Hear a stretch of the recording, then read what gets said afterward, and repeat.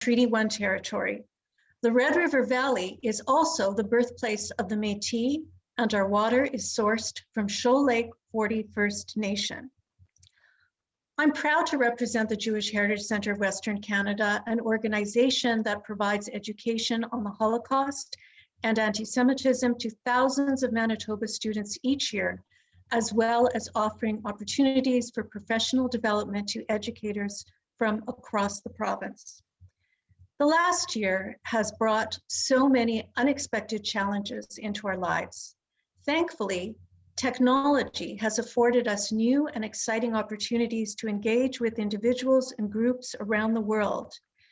New occasions to collaborate locally, nationally, and internationally have not only made the present circumstances more bearable, they've made us realize that so much more is possible than we ever imagined. Tonight's program is one such example. The Jewish Heritage Center of Western Canada had its origins in a time over 50 years ago when similar organizations were a rarity west of Manitoba. But today, as Jewish communities have grown in the West, we are thrilled to see an accompanying growth of institutions that focus on the preservation of local Jewish history and culture, as well as a commitment to education on the Holocaust and combating anti-Semitism.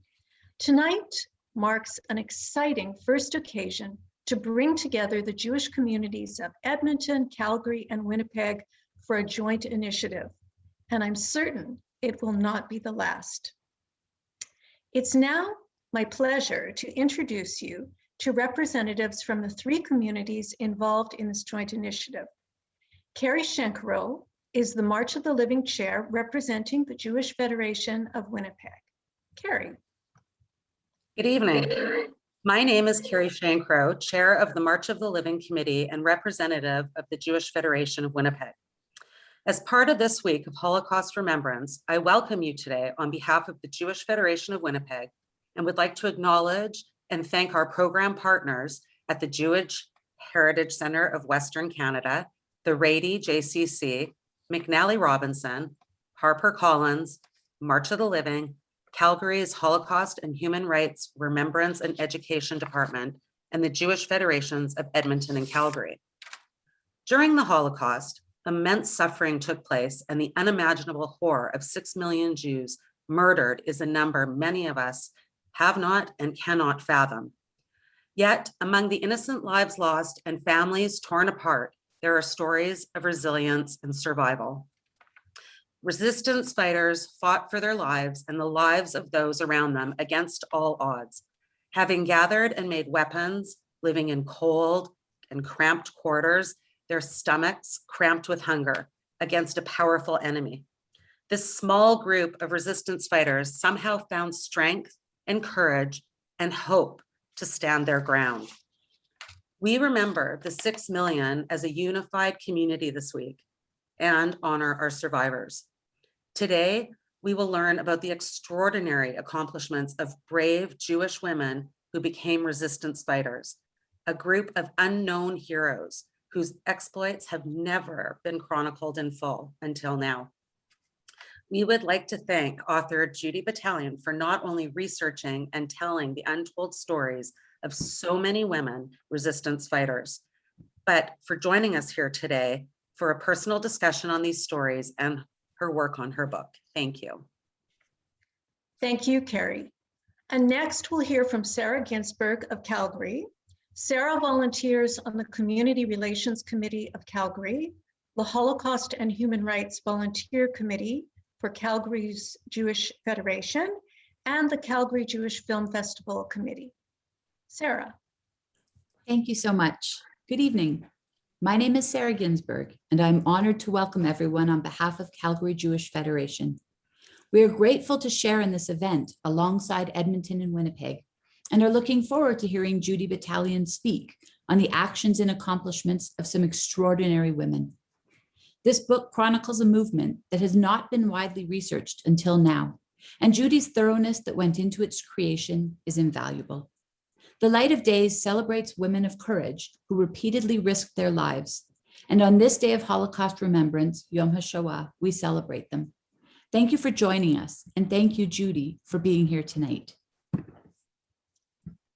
Thank you, Sarah. And now we will hear from Jillian Horowitz, who is the past president of Edmonton Jewish Federation, the vice president of JAHSENA, the Jewish Archives and Historical Society of Edmonton and Northern Alberta, and who presently holds the Holocaust Education Portfolio.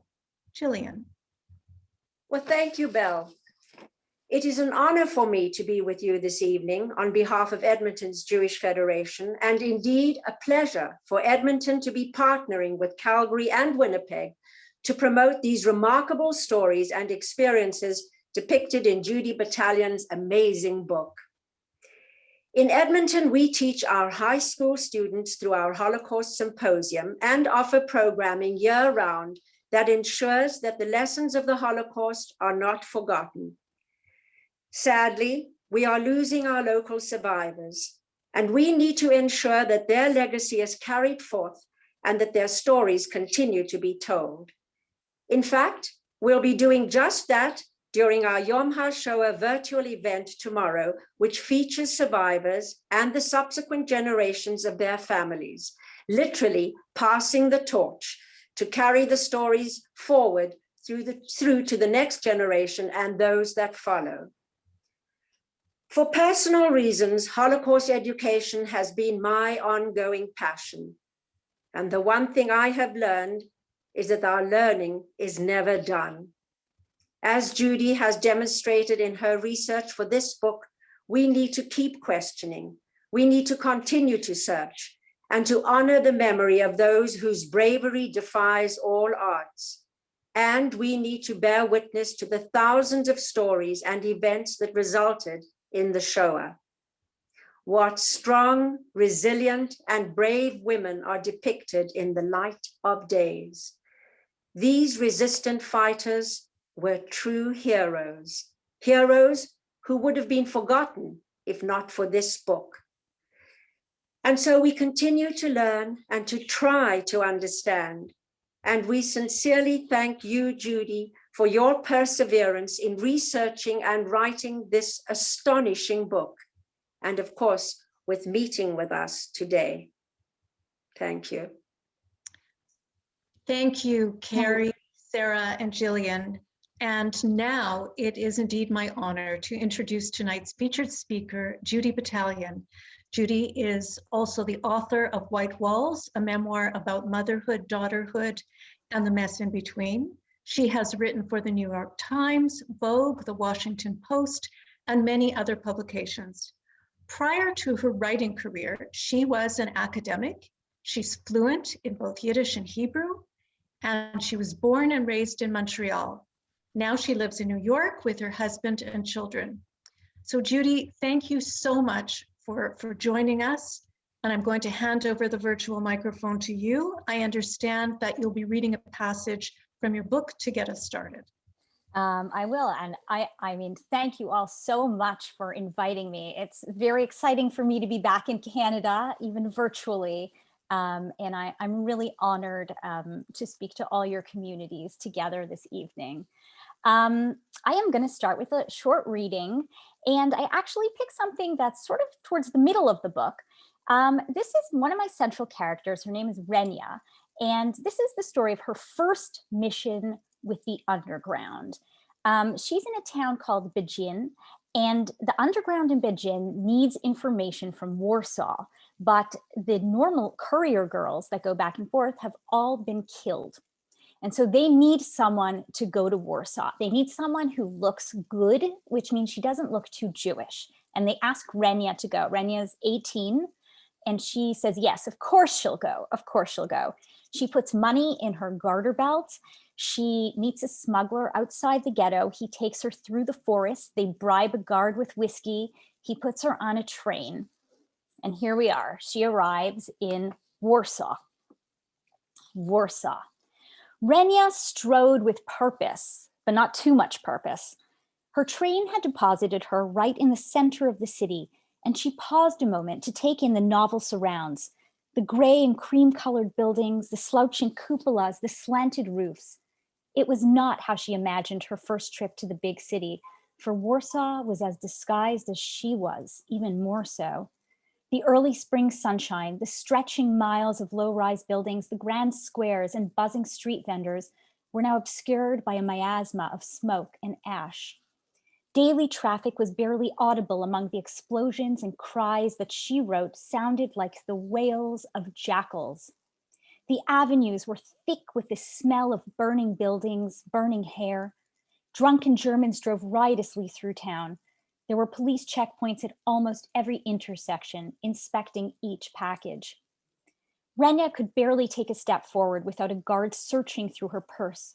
She'd memorized every detail of the new ID she'd obtained from her smuggler, mentally rehearsing yet another identity, trying as always to become the person on the card, to inhabit the hazy portrait. This ID was not one of those custom designed cards with a Polish version of her Yiddish name and a birthplace that accorded with her accent. This identity was by happenstance. It belonged to the smuggler's sister. No photo, no fingerprints. Looking down the street to see more Nazi checkpoints, Renya feared that even though these false documents may have worked in the countryside, they were not good enough for the city. The side of her hand brushed her torso, and she felt the thick lump of currency still there. Papers, another policeman barked. Renya handed over the ID, looked him in the eyes.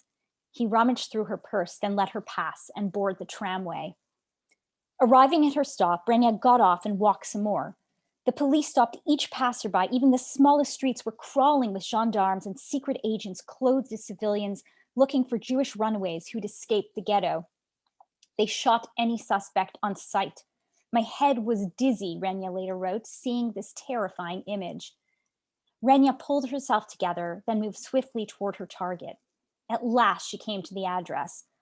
"I'm here to see Zosha," Renya said to the rotund landlady who stared at her from the open crack of the door. This was the Catholic Irina Adamovich's code name. "She's not here." "I'll wait for her," Renya said. "You have to leave. Guests are not permitted. We can be killed for letting in a stranger." Renya's heart stopped. She knew no one, not a single person in Warsaw. Where would she go? "Besides," the woman hissed, "I think Zosha might be a Jew. The neighbors are suspicious." "Oh no, I don't think so," Renya replied. Her voice was calm, but she was sweating. "I once met her on a train and she told me to stop by if I was ever in town. She looks Catholic, not like a Jew." Could this landlady somehow see through the layers of her skirt to the secrets sewn into its fabrics? Renya had been sent on this mission because of her Polish looks, but was it enough? "If she was a Jew," Renya continued, now on the offense, not sure what game they were even playing, "we'd sense it right away." The woman looked at Renya, pleased with her answer. Then she coughed loudly and retreated inside. Renya turned around. There stood Zosha. Now it hit Renya. She wasn't just a Jew in disguise, but an underground operative, privy to secrets and codes, tests and twists. She was one in this war's lineage of couriers, or in Hebrew, keshariot, a more nuanced term that better describes the job, connector. Keshariot were usually unmarried women, age 15 to their early 20s, who had been leaders in or highly dedicated to their youth movements. They were energetic, skilled, and brave, and willing to risk their lives time and time again.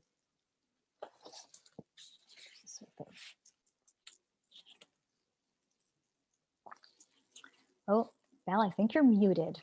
I am.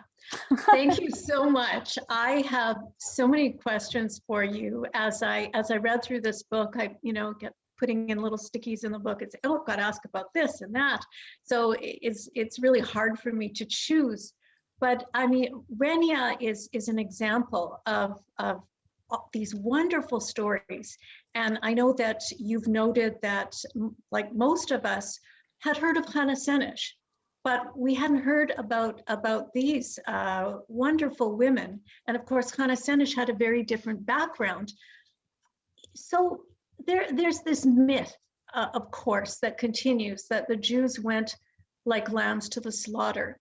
And this book shines a light on the extent of the resistance, and particularly these young Jewish women and ones that were involved in youth groups. Some were secular, some were religious. So tell us a little bit about these youth groups that these women belonged to, and how their pre-war experience in these groups prepared them to be fighters. That's a great question. So to talk about the youth groups, we need to talk a little bit about 1930s Poland, which, of the many things that fascinated me doing this research, one of them was this decade. I mean, it was a golden era for Jewish culture in Poland. And I myself, I didn't even know that. It's been that in itself has been forgotten. In the 1930s in Poland, the Jewish youth was organized by youth movements. About 100,000 Jewish youth, by which I mean mid to late teenage years to early 20s, were members of these youth groups. And these youth groups were affiliated with political parties. There were many political parties, part of this intellectual proliferation at the time. And the youth groups that I write about primarily in my book, the women were from groups that were secular and socialist. Some were socialist Zionists and some were socialist Bundists. They believed in staying in Poland. And these youth groups, in these youth groups, women had leadership roles. Women were, some of the youth groups were organized on what they called an intimate model. So each subgroup had a father and a mother, and they were both equal leaders in these groups. And women, many of the women who I write these stories about were leaders, not just in their groups, but in the whole youth group movement in Poland at the time. And these groups taught them many things. They taught to work collectively. They focused on psychology, on self-awareness, on socialism and equality, on self-sufficiency, on physicality, athleticism, as well as agriculture. And these were really training grounds, spiritual, intellectual, and emotional training grounds for these women. Thank you. And so tell us a little more about the male-female dynamics that went on. I mean, these women had pivoted from their earlier pre-war lives to become fighters. And they learned to shoot. Some of them assassinated Nazis, and they used their guile and their looks to escape capture. Were there any problems with misogyny or chauvinism or even worse in these groups? So first, I should just also explain that I realized I didn't explain this, that these youth groups became these underground militias. And not right away. At the beginning of the war, the youth groups still did cultural work and promoted spirituality and morale. But as they began to understand what the Nazis were doing to the Jews, and these youth groups valued truth and acknowledging the truth, they even began to spread the stories around telling Jews what was happening. They then turned into these underground militias for which these women became underground operatives. Now, within these groups, when they became militias, or when they became, even before that, even at the beginning of the war, as underground cells, women had particular roles in these groups because there were certain things that women could do that men couldn't. So, for instance, to do a lot of this resistance work, women had to leave the ghettos. Some of these women were blowing up, to do sabotage, or even to bring information. I mean, these ghettos they weren't allowed radios, they weren't allowed newspapers. Someone had to bring information. So to bring information to any of these things, you had to leave the ghetto, which, as many of us know, was at the risk of life. A Jew was not allowed to leave the ghetto. But women, and this is what I was describing a little bit in that excerpt, they were better able to disguise themselves and to look like Christian Poles, which enabled them to function on the outside. It was not easy, but they were better able to disguise themselves. And I know I'm going on. So I'll keep telling you. So there are several reasons why women could do this and come and look like Christian girls walking through town. So first of all, women were not circumcised. Jewish men were circumcised. So they had a physical marker on their body of their Jewishness. They could not, it was much harder for them to go out on the outside. They could easily be detected. Women didn't have that. Also, going back to my fascination with the 1930s in Poland, it was a strangely progressive time, and certainly compared to, I think, how we perceive that period. And education was mandatory, both for boys and girls up to 8th grade.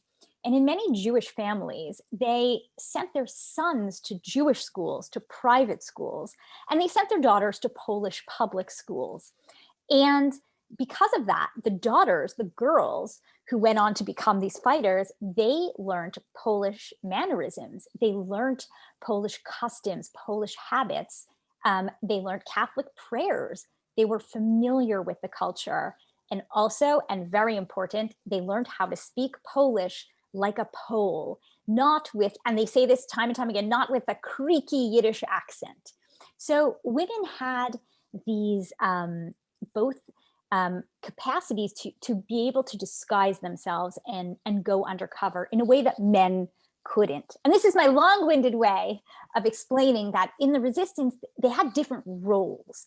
So I did read a little bit of frustration from some of the women in their diaries that they weren't more involved at the planning table. That did come up, but mostly these were people functioning in, horrific and, beyond stressful circumstances, and everyone, did what they could. Yeah, you also wrote on what has been for a long time a very difficult and I think ignored issue, sex as a commodity. And you wrote also that the trauma of sexual abuse and rape, it's often left out of survivor memoirs, certainly until recently for both male and female. And so what do we know today about the lingering trauma of these experiences later in life? Did it affect the male-female dynamics in the married life of these women, or for that matter, their relationships with their children? So you're asking about after the war? Yes. The way that I was doing research, I'm very fascinated by the women who survived, how they survived. How did they go on? How did they lose everything, then risk everything to go fight the Nazis, usually escape or have some harrowing experience of leaving Poland, and then start over as people in their early 20s with no family, no nationality, no home? They had to completely start fresh. And I was very, very interested in these questions of how they overcame their trauma and moved on. Now, you're asking how the sexual trauma affected them later in life.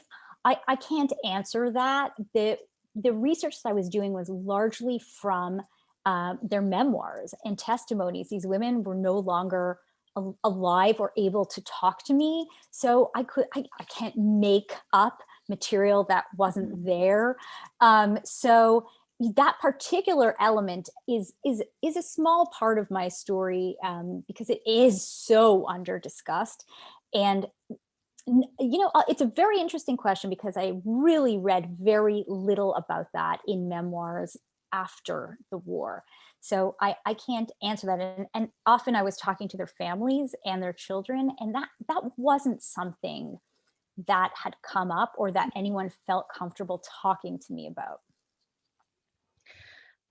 Another very difficult and complex issue that you write about was the role of Jews as persecutors, for lack of another word. In some cases, in the Judenrat and the Jewish police, the Jewish militia, and the Schmaltzovniks or greasers. This remains until today a very difficult and uncomfortable issue. And it's always so much easier to criticize the perpetrators, of course, as the Nazis and their collaborators. I found the subject very difficult to read about. And what can you tell us about this? Well, first of all, the Schmaltzovniks were not Jewish. They were Polish. They were the blackmailers who said, if you don't pay me money, or if you don't have sex with me, I'm going to tell the Gestapo that you're a Jew. So they were not Jewish. Yes, there were millions of Jews in Poland, and there were many different responses to the horrors and brutalities of Nazi occupation. And this is a story that, you know, many of these youth groups are fighting with the Judenrats. They're really saying, you know, we have to fight back. And the Judenrats generally, and I'm talking here in such generality, there were over 400 ghettos in Poland, each run by a Judenrat. Some of them had thousands of people in the Judenrat. So, you know, there's many different reasons and many different experiences. But often this is often a story of these young Jews who are 18, 19, 20 years old saying, we have to fight. And the older community leaders saying it's too risky. The retaliation will be too difficult. And, you know, some Judenrat members and leaders did help the resistance. Some did help the underground. Some were very involved with the underground, and some were more on the spectrum of Nazi collaborators. It's very hard to generalize that. Some really joined the Judenrat to try to help the community and to try to save the community by having a more political role or by having a position. Of course, none of it worked, and they were all killed as well. Absolutely. And of course, you know, as you say, we're talking about such a large number of people. And you would have all kinds of different individuals that would respond in different ways. And I often think, you know, we never know. We would hope we would respond in a very brave way, like these young women, but it's really hard to imagine. Of all these incredibly brave acts that you write about, which was the most inspiring to you, the most surprising to you? Oh my gosh, you know, this is one of those projects where every day I would call my husband and be like, I can't believe what I found out. I was like stunned and surprised at every turn constantly. And that's part of why I feel so passionate about this project. It really kept me on my toes. I mean, one example, this is sort of a case study that I mentioned at the end of the book. It's a little bit away from the central narrative, but it's such an amazing story that I felt I had to share it. And this is a group of about 30 women at Auschwitz, young Jewish women who were slave laborers in Birkenau in a Nazi weapons factory. And they participate in a larger underground effort to help blow up a crematorium at Auschwitz. And it is the women's job to steal the gunpowder for this operation. And the women that work in the powder room take less, a quarter of a teaspoon of powder each day and put it in a little container, and someone else collects that, and she goes to the bathroom and wraps it in some fabric and stuffs it in her bosom or in whatever pocket of the clothing they had. And they collect teaspoonfuls of gunpowder in this way. They pass it on to another layer of another woman who passes it on to another woman, and they don't know all the people involved, because in the underground, the less you know, the better, because if you're caught, then you're tortured and you can give away the information. So this was very organized, and they eventually all end with this woman, Roja Rabota, who passes it over to the men's camp. Some say the gunpowder was passed in a tray, like a secret compartment in a soup bowl or soup tray. Some of it was sewn into the hems of a work apron. And this was given to the men who did blow up a crematorium. And I didn't even know that coming into this project. There was, the scope of resistance and of armed resistance was so much greater than I'd ever known. Absolutely. And what do you think led these women to fight? What would lead these young women to make the decision, to resist in often violent ways? I noticed that you wrote that for many of them, the fact that their parents had already been killed was a deciding factor, because if something happened to them, their parents weren't there to suffer and to grieve for them. But what do you think, people like Renya, what would have led her to make this decision? So I read this in diaries of the time and in testimonies, and they talk about how when their parents died, especially when their mothers were killed, they were unhinged, and this changed their whole temperament, their whole outlook. Someone like Renya, she was furious. She was furious that this was going on, that this had happened. And in her case, she was asked to join the resistance. She'd been living in their underground, in their kibbutz, and because her older sister was involved. And they asked her to go because everyone who looked good had been killed already. But she was ready to go. Of course she would go. She felt so much, she was furious and so angry, and so these women wanted to fight for what was fair and what was right. No one else was sticking up for them. They felt they were going to do it themselves. And I mean, against every odd, they went out there. Some women, however, a little bit different story. Someone like Frumka Plotnicka, I mean, a figure who she like makes me verklempt because I feel so moved by her story. She was 25 when the war started. She was a leader in the youth movements. She was told to flee east when the Nazis attacked Poland.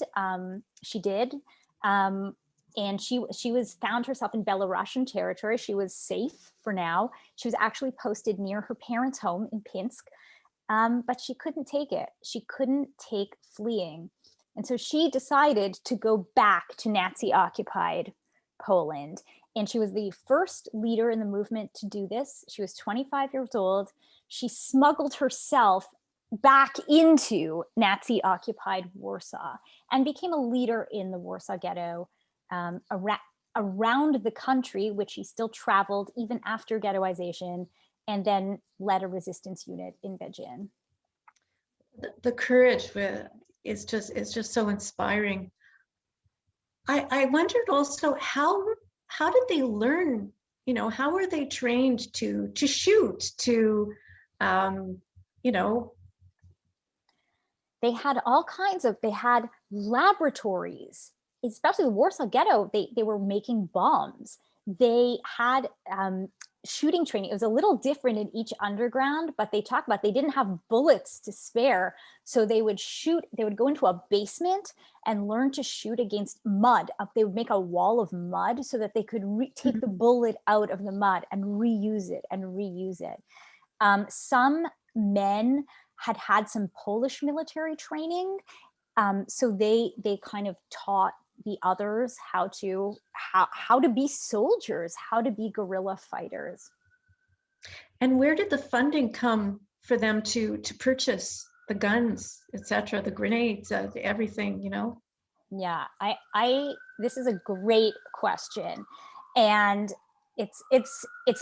I'll give you a simplified answer. I talk more about this in the book, of course, but when I first began working on this project, all of this, even the excerpt I read to you, she has money in her garter belt. They're running around with cash. And I kept saying, where's this money from? Who had money in the ghetto? Did they have money? Maybe they did. I don't know. So one of my first research trips, I went to the museum in Washington, D.C. I sat down with like a head researcher there. I was like, please, my first question, show me the best book on the Holocaust and the money. And he was like, there's no book on that. And I was like, but where does the ghetto money? Where's the thing? And this has been, really I had to really do a lot of digging. There's been no real, there's another book I could write next time, really interesting. But so I ended up doing digging in several archives, including the JDC. The Joint Distribution Committee, provided what is equivalent today to $1 billion to Jews in Europe during the war, and $400,000 to the Warsaw Ghetto Uprising. And some of this money came from, it's very complicated. There's money that came from the US and from American Jews, and it had to go through England, and there were all kinds of currency fights. People couriered it from the Polish government that was based in London, and they were, if you read in the memoirs, they accuse each other of, they skimmed off the currency exchange and he took more and she took more, and they have couriers bringing some money into Poland. There were other cases, especially when the borders became more closed, where the money came from Jews in Poland who were not allowed to have money anymore, and they gave it to charity organizations, and then that was redistributed. There was businesses that still functioned in the Warsaw Ghetto, and the underground also robbed banks and blackmailed people for money. And I get into more of this in the book, but it's such, to me, a very fascinating area. Very, very, absolutely. Tell us a little bit about, I know that you met with Renya's children and grandchildren. I wanted to know what that was like, but also you wrote about how these women were received. Many of them moved to Israel after the war. And you wrote about how they told their stories and some of the difficulties that they experienced in telling their stories, and how sometimes their words were even changed a little bit. Okay, I've like 20 answers to this question. So let me just start by saying, so a number of the women I wrote about went to Israel because they were labor Zionists. And so they ended up in Israel. They were Zionists, though many of them also ended up in North America. I also wrote about people who ended up in Canada and the US too. So when these women came to Israel in 44, 45, 46, there actually was a lot of interest in their stories. And the Labor Party, or what went on to become the Labor Party, actually promoted them, and they went on tours telling their story. But often Renya tells one experience where she went to a kibbutz to tell her story, and they were like, they weren't listening. They were setting up for a dance party. And she didn't understand if they just didn't understand her Yiddish, or if they just didn't care. And it was very difficult from the stories that I heard for these survivors who came to the Jewish community that was then in Palestine to fit in. They moved on to, many of them moved to kibbutzim. They were part of these movements, but they were suddenly nobodies. They hadn't had the years of commitment to the kibbutz. Many of them had a very tough time fitting in. And that's why some of them started their own kibbutzim, like the Ghetto Fighters House, and their own collective living situations. So what was your original question? Because I know I answered about 10 different things. So well, I think you answered it. Okay. There are many questions coming in. And one of them I'd like to ask you right now, really, what was your motivation in writing the book? And I will add to it, tell us a little bit about the discovery of this book in Yiddish, and how it relates to the book that you've written. Sure. So this book happened by accident. This was not a planned project, but it ended up, it started 14 years ago. I was living in London at the time, and I was exploring elements of my Jewish identity. I am the granddaughter of Holocaust survivors. I grew up in Montreal, in the Jewish community of Montreal, with a lot of Holocaust survivor families. And I was thinking at that time a lot about what I call the emotional legacy of the Holocaust, the transmission of trauma, and how in my own life, I was dealing with danger and how my heritage had sort of affected my perception of and reaction to dangerous situations. I was thinking a lot about these, and I decided to write a performance piece about strong Jewish women who had confronted danger as a way of exploring this issue for myself. And the first woman to come to mind was Hana Senis, who you mentioned before. And for those who don't know, Hana Senis was a Hungarian Jew. She was very young. She moved to Palestine at the time. But during the war, she decided she wanted to fight back and join the Allied forces and became a paratrooper and went back to fight the Nazis. And I had studied Hana Senis in 5th grade. I still remember the book in my Jewish day school in Montreal. But I'd always studied Hana Senis as the hero. But I was really interested in Hana Senis, the person. I mean, who does that? Who goes back voluntarily to Nazi-occupied Europe to fight Nazis? So I decided to do research on Hana Senis. This brought me to the British Library. I looked up Hana Senis. I ordered whatever books they had. There were not many. And one of them was unusual. It was this, old, dusty, fabric-bound book that happened to be in Yiddish. It was called Frauen in die Ghettos, Women in the Ghettos. And even more unusual than the book is the fact that I happen to speak Yiddish. So I'm able to read it. So I start flipping through it, looking for Hana Senis, but she's only in the last few pages. In front of her, there's stories of dozens and dozens of other young Jewish women who fought the Nazis, who I'd never heard of, with pictures. They're just little snippets, little almost encyclopedic. They were actually excerpts from obituaries often. I didn't know any of this at the time, but I was just flipping through this book with chapter titles like Weapons and Ammunition, or Partisan Combat, or The Battle in Vilna. And I just thought, what is this? This is nothing like what I would expect a Yiddish book, Frauen in die Ghettos, to be about. It was published in 1946, by the way. So that is what started this project. I knew immediately that there was something different here and something that I needed to investigate. I did not know then that it would turn into this book. It took on many different research and writing forms over the years, but I never let it go because I knew it was stunning, really. Why do you think that it has taken so long for us to discover these stories about these amazing women? Yeah, this is, when I was researching the book, I felt like the one question was, what happened? What's the story? But the whole time there's an underlying question of what happened to the story? Why didn't I know this story? How could I not have known this story of 30 Jewish women at Auschwitz stealing? I mean, these are incredible stories. And so I looked a lot at that, and there is more about this in the book, of course. Towards the end of the book, I address this. And the reasons I think are political, and they differ in Israel and in Poland and in the US and in Canada. They're different based on how the narrative of the Holocaust has been used to tell other stories.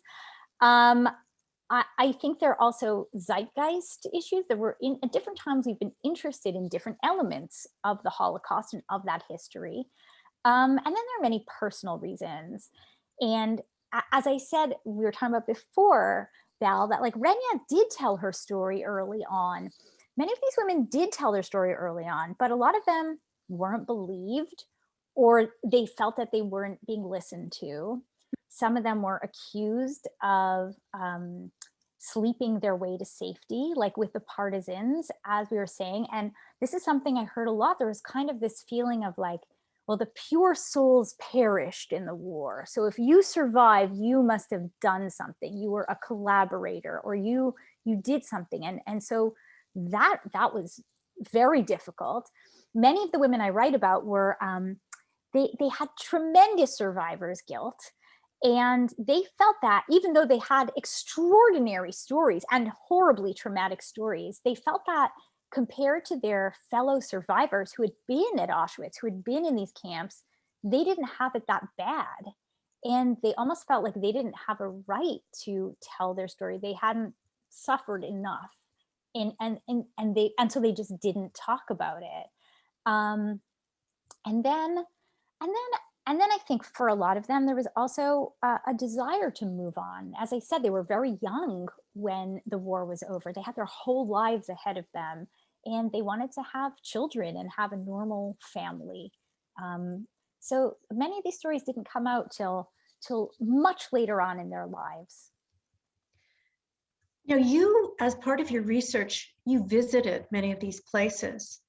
And I'm wondering, is there any memory of these women's wartime resistance, or for that matter, the Jews who once were in these places when you went there and did your research? So this town of Begin that I was writing about, that Renya was in when she was getting, and it becomes a sort of center for some of the figures in my story. Of course I went there, and there's a historical society that has recently sort of excavated a old prayer, like a shtibel, which is actually an amazing structure. And there are a couple of other societies that are working on memorializing. There are plaques of Jewish addresses, sort of historical plaques. And then there's a Jewish cafe, a Cafe Jerusalem, which is filled with artifacts and a lot of literature and books about the Jewish history of the town, even though there's no Jews that I know of living there now. But there is, it feels like there's, I always felt that I've visited Poland a number of times, and I always felt like, this is a whole other Zoom presentation for my relationship with Poland. All four of my grandparents were born and raised in Poland. And it's very complicated. But I lost my train of thought. I got so involved in sorry, it's late for me. No worries. It'll come back to me in 1 second. Ask another one. And we have a question from Gina Rothstein. Hopefully I pronounced that properly. She wanted to know if any of the women had children while they were in the resistance, and if so, how did they manage that motherhood and resistance? I only read one story of a woman who gave birth, and she had to deliver her own baby. And the baby didn't survive. And no one else, most of these women were starving.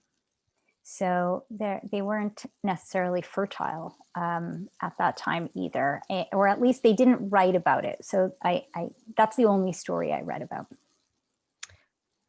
Dan Stone, who's past president of the Jewish Heritage Center and a professor emeritus of history on this subject, says, Ms. Batalion, your fascinating book sounds like a continuation of the book that Professor Alexian recently published on Jewish women studying history at Warsaw University in the 1930s. Did you find recent university students among your subjects? In other words, had any of these women been university students before the war? Oh yeah, and they were. You would read about them like, oh, Nyusha Teitelbaum, she shot Gestapo men in the head, and she had a degree in history from Warsaw University. Amazing. Hella Schupper was a master career of weapons. She supplied the Krakow underground with most of their weapons. She went to some sort of business commerce school. Lanka Kazabrodska, an amazing career. She knew 7 languages. I think she studied languages or Romance languages also at Warsaw University. Sharon Love wanted to know if there's is there one author of the book Frauen in die Ghetto? Sure, I may not have explained it. It's a edited collection. The editor was Leib Spitzman. He's a historian of labor Zionism. And it was published in 1946 by the Pioneer Women's Organization. And the point of the book was to tell American Jews what these young women had done. And it was assumed that they would become, Jewish legends. The book, at the time, I didn't understand this. It took me some research around it.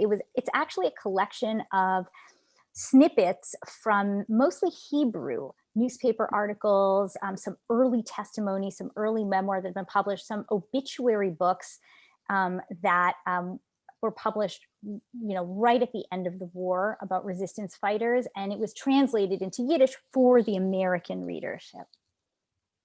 But my book is not a translation of that book. Yeah. That book was an inspiration. Right. And then right.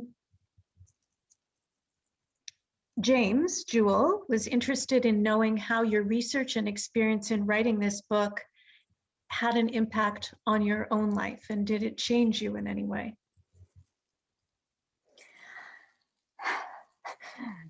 Well, I'm very tired now. No, it was. I mean, this book took me a long time to write. And part of that was because it was so hard. It was a hard book to write intellectually. It was a hard book to write practically because I was dealing with many languages and names and countries. And it was a very hard book to write emotionally. So when I first found this material back in 2007, I was 30 years old. I was single. I was living in London. I knew this was amazing, but at the same time, the last place I really wanted to spend my days was in Warsaw in 1943. And it took until later in my life, a good 10 years later, to really make this a full-time endeavor. I was in a much more stable place in my own life, and I needed to be in order to work on this. But how has it changed me? I mean, first of all, it certainly changed my perception of the Holocaust. I can't look at the Holocaust story without seeing it as a story of constant resilience and defiance and resistance, constant. Just most people were still killed, but they were still resilient and defiant throughout.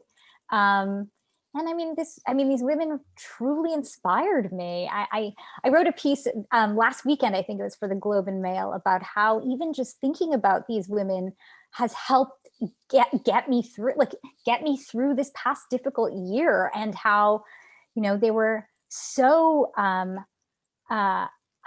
courageous and brave and giving and empathetic and smart. And, I was constantly trying to think to them to get inspiration from their courage and strength in a situation that was obviously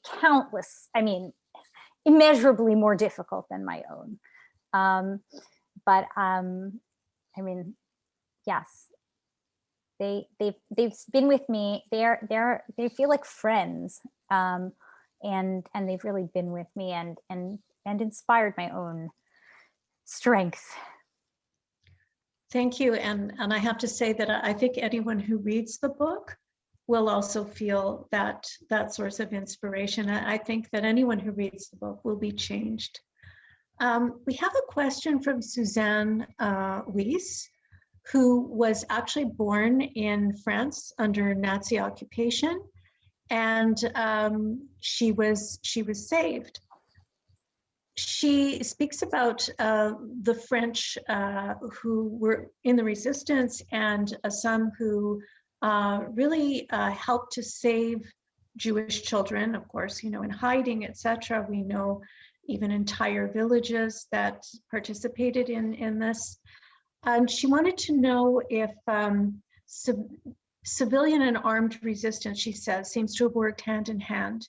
And she wanted to know if anything took place in the areas that you researched. In terms of rescue, is that the question? Yes. Oh, yes. There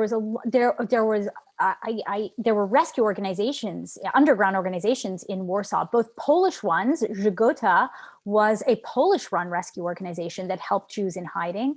And there were Jewish-run rescue organizations that helped Jews in hiding, bringing them, finding them hiding spots, dealing with the hiders, paying them, again, the money question. And it was mostly young women, the same girls who were walking around with bags of money, going to pay for these hiding spots, helping to place people and children in hiding, there was an application process to get funding from one of these Jewish organizations. And one woman writes about, she read the applications, and it's incredible that one of them was saying he was a dentist and he is passing as a Pole, so he's okay, but he just needs money for some dental equipment so he could keep the practice going to support him and a family that he's hiding to.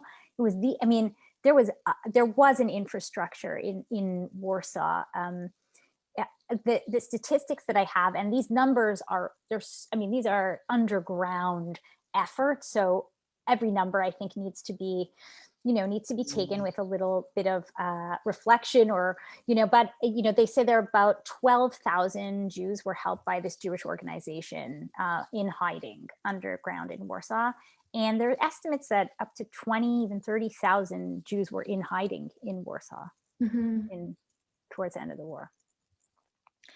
There's a question from Debbie Stern, who wanted to know if there were women resistance fighters in the Sambor ghetto.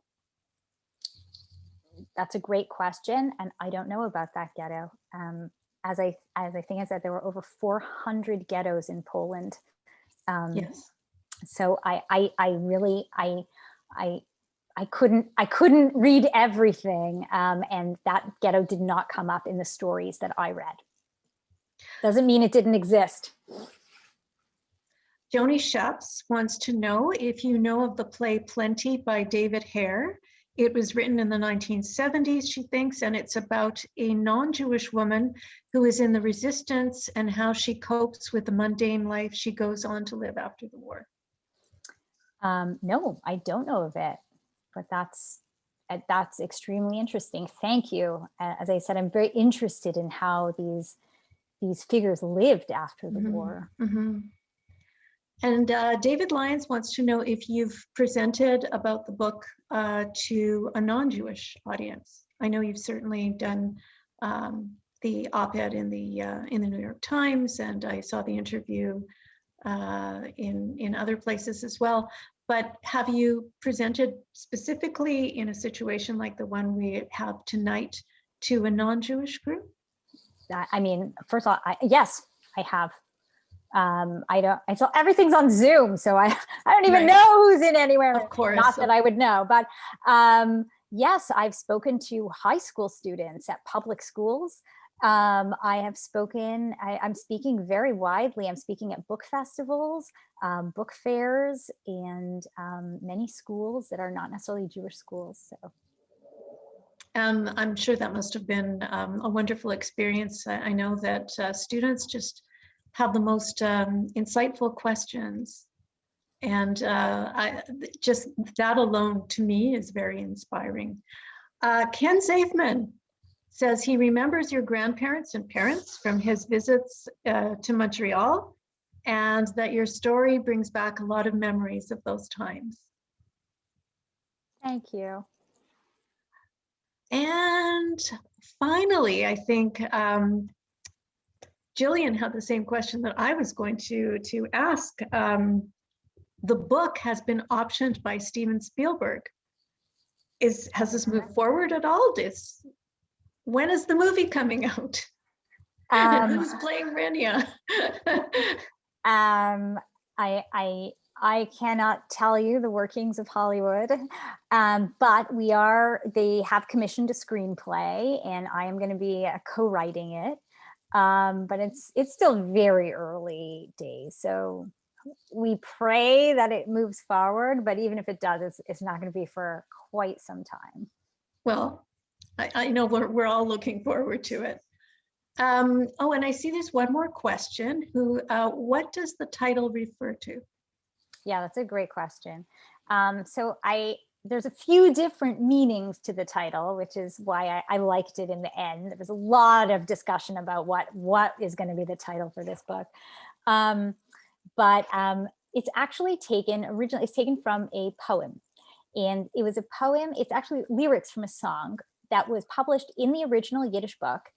And the song was about the Warsaw Ghetto Uprising, and it was written by a young Jewish girl who was killed in the ghetto.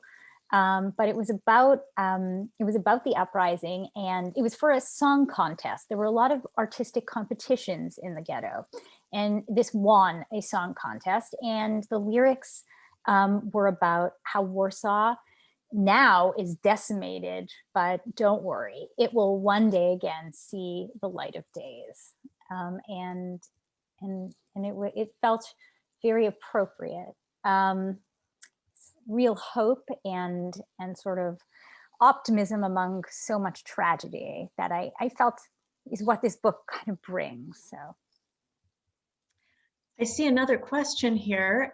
Were any of these Jewish female resistance fighters part of the 300 Jews who testified at the Nuremberg trials?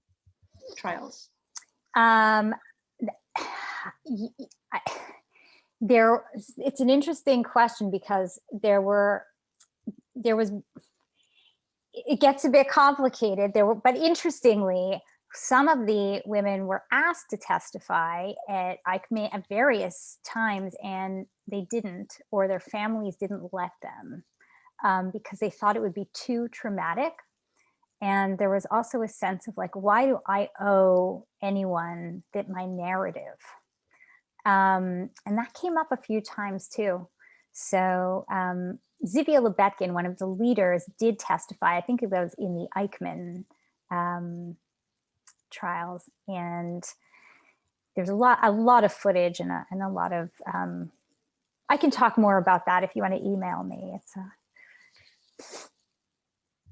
Oh, and someone wants to, Michelle Berry would like to know if you can tell us about the young readers version of the book. Yes, there's a young readers version of the book. It's the blue one.